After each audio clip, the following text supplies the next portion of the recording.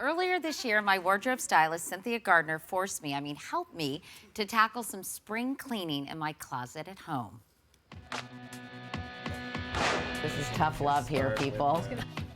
Goodbye, faux fur, suede vest. I would say that this is something that you would probably not be wearing a lot. So cute, though.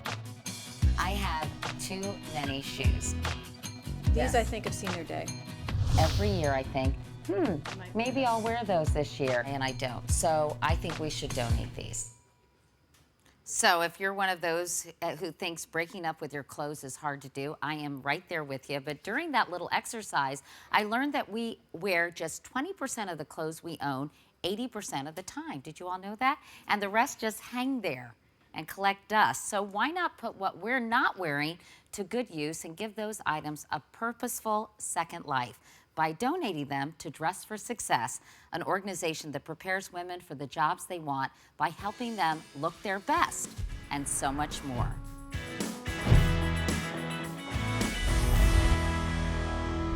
I am Katie Murphy. I'm the Director of Communications for Dress for Success Worldwide. Dress for Success was founded in New York City in 1997. Simply put, we help women get back to work and we empower women within the workforce. In those 17 years, we've been able to serve more than 775,000 women.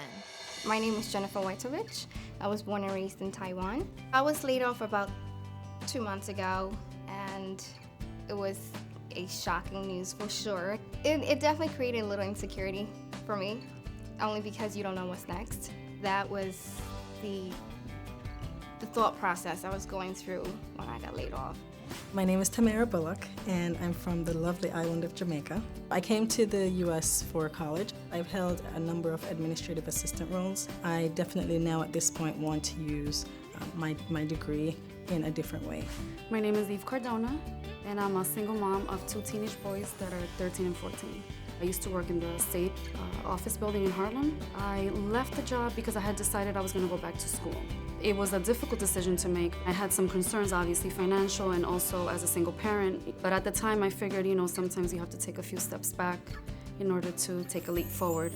A lot of people know us as the organization that gives suits to women in need. That's just one aspect of what we do. It's really our career development and career retention programming that is the cornerstone of our organization.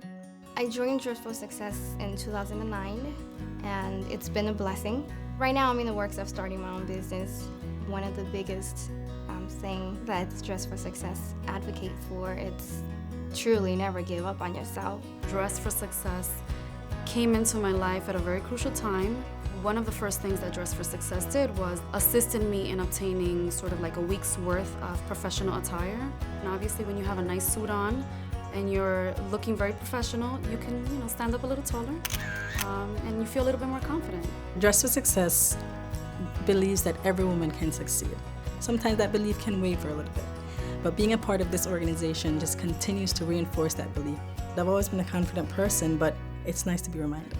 The ultimate goal of Dress for Success is to see every woman around the world working. We would love to see more women CEOs around the world. We're all about the girl boss at Dress for Success. So from Dress for Success, please welcome Katie Murphy. Thank nice you. to see you. How are you? Very good.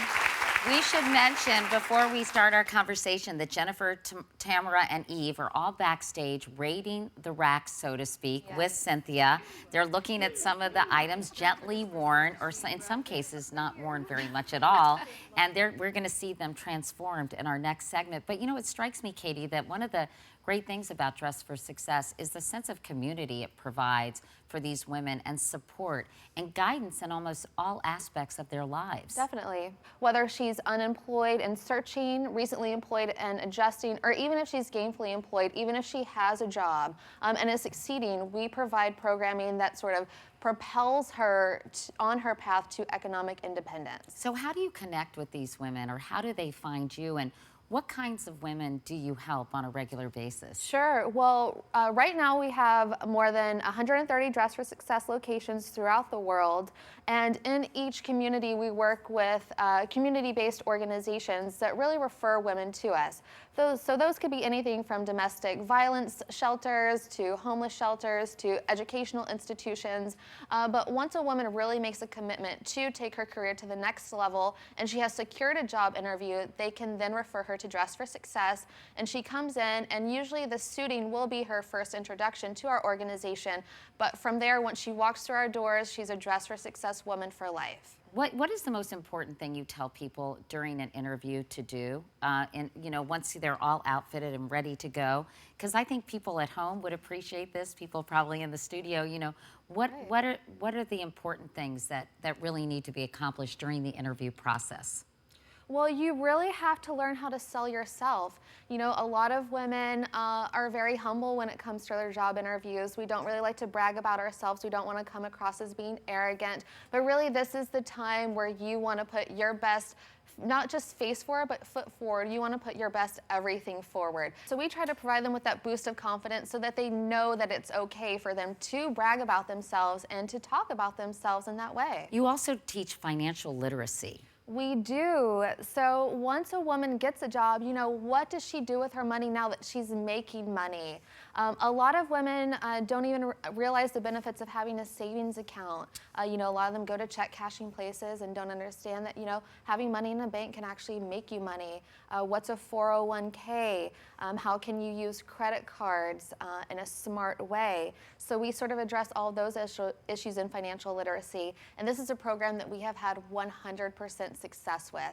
Every woman that comes through our financial literacy program at least walks away having a savings account. She understands how to make a budget for herself and for her family. That's so important. That's great. Thank you. Good for you. Well, let's go back to where it all began, which was really paying it forward with clothes so women could then make better lives for themselves. Right. And so who donates these clothes? Well, it is everyday women. It's women like you and I. That was my first introduction to Dress for Success long before I was an employee. I donated my clothing, and ever since then I have sort of kept tabs on the organization, and I feel like there are women around the world who do that. All the clothing that we do provide for our women comes from other women in the community. And are there guidelines for donating? Because I bet a lot of people watching this Of course. think that they have things in their closet that they would like to be used by someone else. Right, so all the clothing that we provide for our women is office appropriate attire. So if you feel comfortable wearing it to an interview, then that's something that we would take. Right. And you feel like you are completely unstoppable, and that's what we want women to think when they go for that interview. And your success rate is really high, isn't it, in terms of getting people hired? It is. Dress for Success has been around for 17 years now, and in those 17 years, we have helped over 775,000 women around the world. Nice job. Thank you.